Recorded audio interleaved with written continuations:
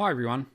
As well as incorporating several techniques discussed in my previous Bach chorale videos, the final phrase of this work exemplifies Bach's ability to create contrapuntal textures against a cantus firmus. It is this aspect which will be the video's main focus. Overall, the chorale is in the key of G minor, however the final phrase begins in its relative B flat major and then modulates to G minor in the third bar.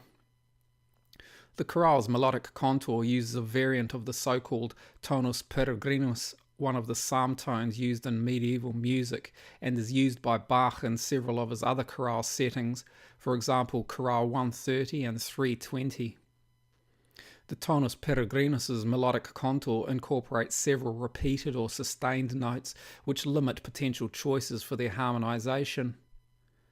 To harmonize the D and F half notes of the phrase's initial bar, beginning in the bass, Bach uses an ascending B-flat major scale strand which spans a ninth from B-flat major's tonic to supertonic degrees and moves in thirds with the chorale melody's half notes.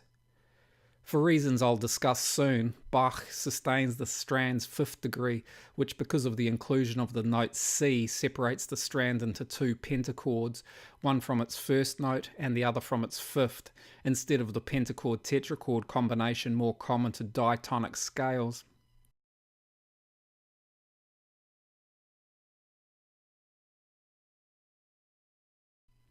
Imitating the bass strand, beginning in the tenor on quarter note beat 3 of the bar, Bach uses another ascending scale strand, this one beginning on B-flat major's 5th degree. This strand also spans a ninth and concludes on G, which because of alterations to the strand's 7th and 8th notes now sounds as the tonic degree of G minor. In using these strands, Bach is employing one of a number of parallel stepwise stretto paradigms which may be doubled in thirds or sixths beginning on any one of its notes. Through this bar, the probable reasons why Bach chose to sustain the strand's fifth degrees can be seen. For example, sustaining these notes prolongs root position F dominant harmony under the repeated C notes of this bar. Also, the sustained F of the bass's strand allows the C half note of the following bar to be harmonized with this A instead of a C if the bass's strand continued in quarter notes through this bar. The quarter note continuation can be seen in the alto part, where beginning on F it proceeds by quarter notes to C. Here the alto's melodic contour ascends 5 notes before leaping an octave in the opposite direction to avoid interfering with the melody's subsequent move to G and A. This 5-note pentachord ascent followed by octave leap is used again here with some rhythmic modification as the base of the final 3 bars. Through the chorale's final phrase then, Bach is using the ascending pentachord as a motivic feature. As already mentioned, in this bar the tenor's ninth ascent is altered to include the ascending tetrachord of G minor's melodic minor scale, which in combination with the other parts affects a modulation to G minor.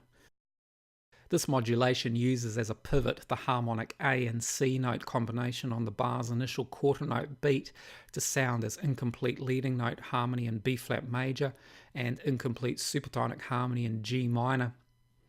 In G minor, supertonic harmony then moves to leading note diminished harmony, which then resolves to first inversion G minor tonic harmony in the following bar. Here, use of G minor's leading note diminished chord in second inversion is not incorrect, as it arises from the interaction of the bass and tenor parts imitative ninth strands, and because all of its parts move by step to the following G minor harmony, albeit with an octave separating the bass's C and B flat notes.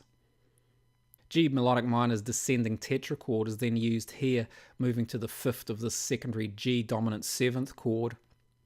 This descent moves in parallel thirds with the chorale melody's B flat and A half notes and in contrary motion with the stepwise ascent in the bass.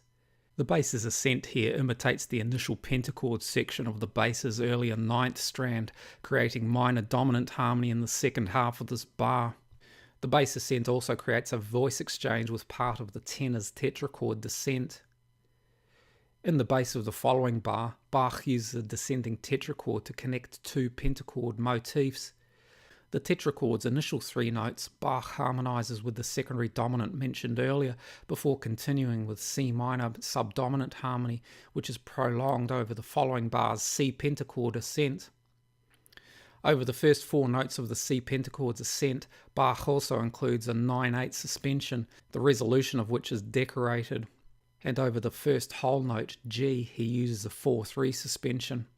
The chorale then concludes with a plagal cadence, the only cadential type able to harmonize the soprano's sustained G notes.